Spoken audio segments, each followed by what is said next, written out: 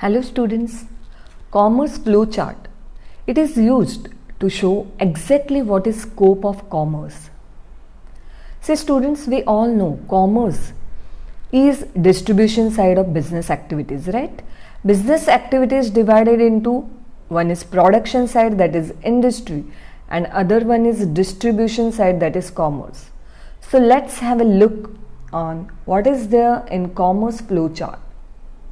So you can see on your screen commerce flow chart, that is scope of commerce.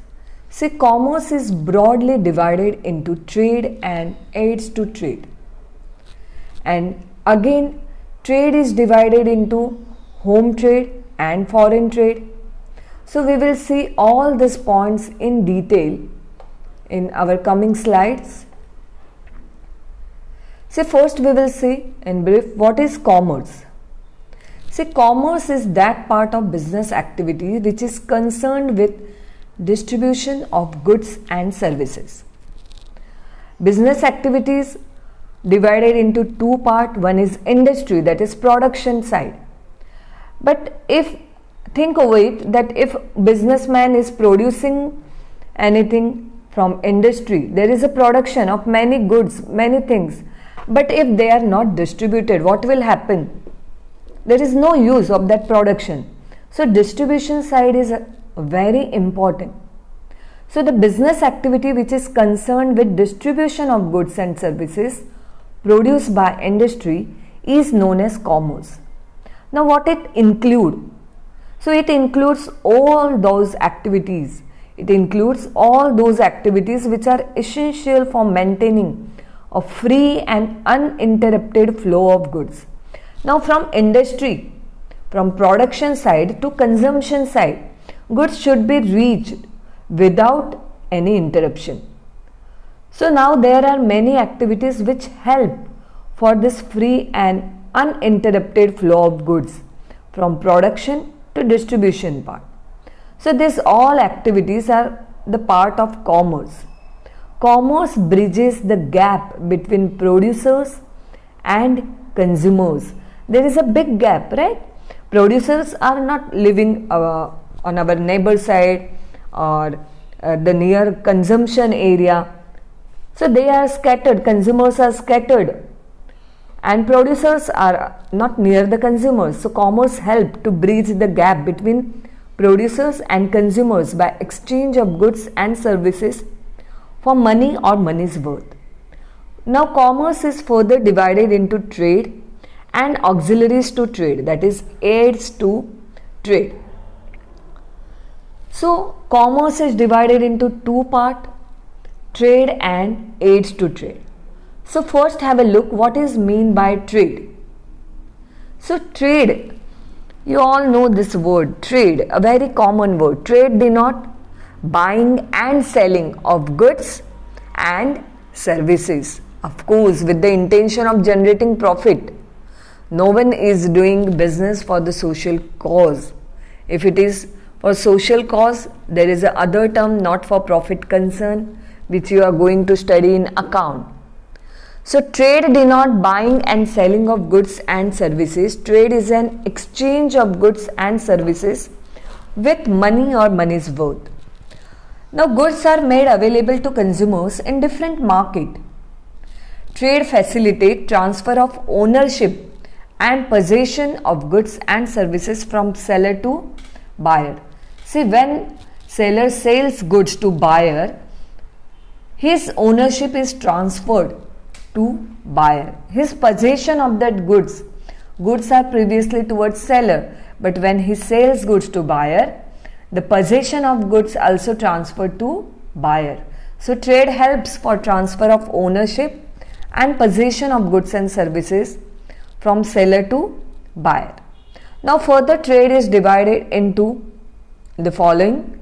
You can see on your screen. First is home trade, or we can call it as a internal trade. See, as again the name suggests, home trade, the trade which is in the home. What is meant by in the home? So in this trade, buying and selling of goods and services takes place within the geographical boundary of a country. Okay, it is within the geographical boundary of any country. So, not a seller, not a buyer is going outside the boundary of the country. They both are within the country itself. That trade is known as home trade. So, when it is within the country, the currency is the same. They are using the currency which is in their home country. So, it uses local currency for the exchange of goods and services. So, the currency depend on the currency of that specific country. Like suppose if home trade we call it in Tanzania, the Tanzanian shilling will be the currency of the home trade of the trade in country. If it is in India, it will be Indian rupees, the local currency. So, home trade, internal trade, it uses local currency for the exchange of goods and services from seller to buyer. And of course, this home trade helps to reduce number of people who are jobless and to satisfy people's wants also. Again, home trade is divided into two, that is wholesale trade and retail trade. So first one, wholesale trade. See, wholesale trade, the person who is there in wholesale trade is known as wholesaler. So wholesale trade is the link between the producer and retailer. Okay, wholesaler is a link between the producer and the retailer. In a wholesale trade, goods are purchased and sold in a bulk. The word wholesale denotes that it is in a large scale, it is in a bulk. So, in a wholesale trade, goods are purchased as well as sold in a bulk. A wholesaler purchases in large quantities from the producer and sells in small quantities to retailers. He is the link between producer and retailer. The next is retail trade. Retail trade is a business activity associated with the sale of goods to the final consumer.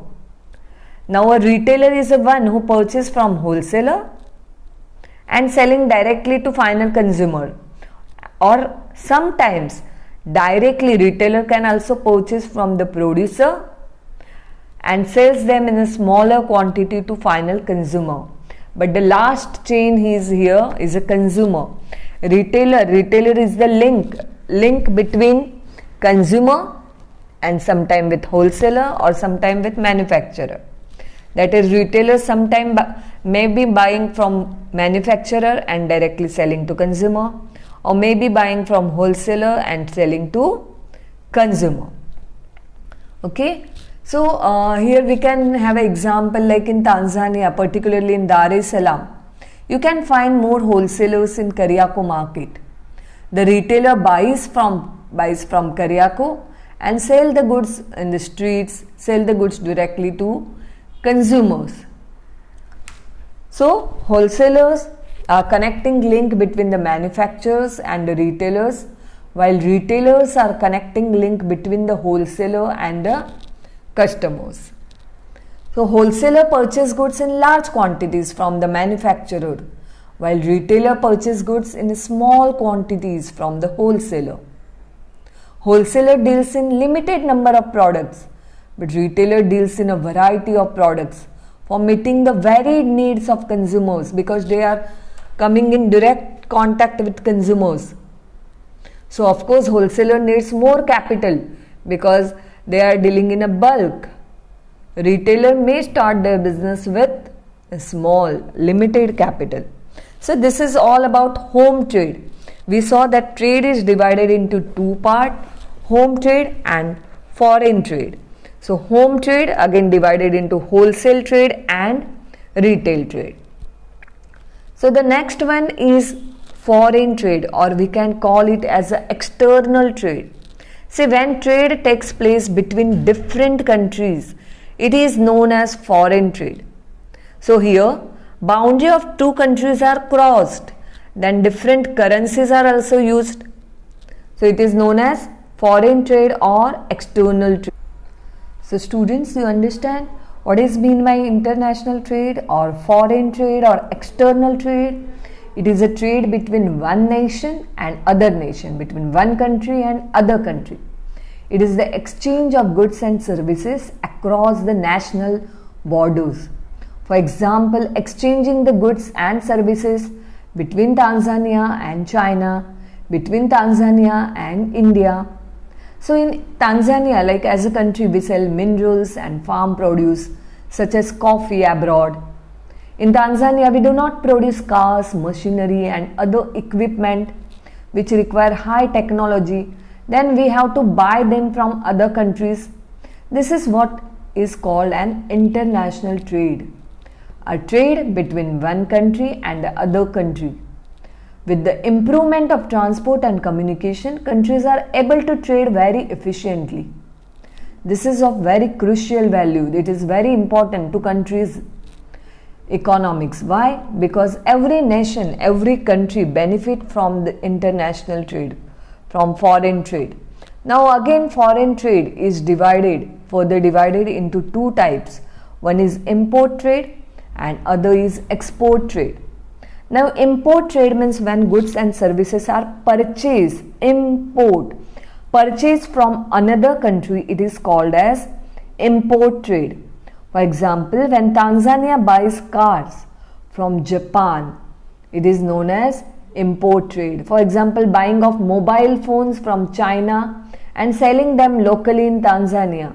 So it is known as import trade. It is the process of buying goods and services from other country. Opposite of it is export trade.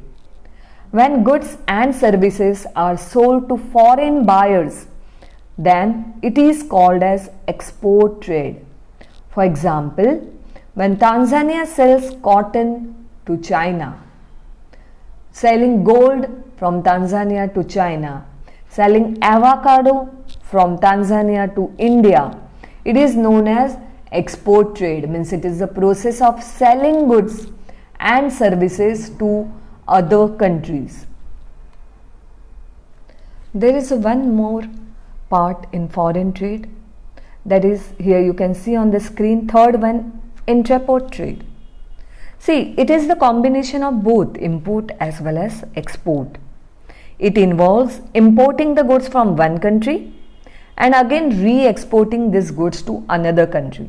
Say sometimes when goods are imported from one country, again it can be repacked or reprocessed and again they are exported to other country. Like example, African seller importing goods from Japan and re-exporting same goods to China. It is the example of intra-import trade. So say students, here we saw, here you can see on the screen, left side we have finished, that is trade, what is meant by trade, then home trade, foreign trade, trade divided into retail trade, wholesale trade and foreign trade. So now in the next video, we will see all about aids to trade. Till that, goodbye, have a good day.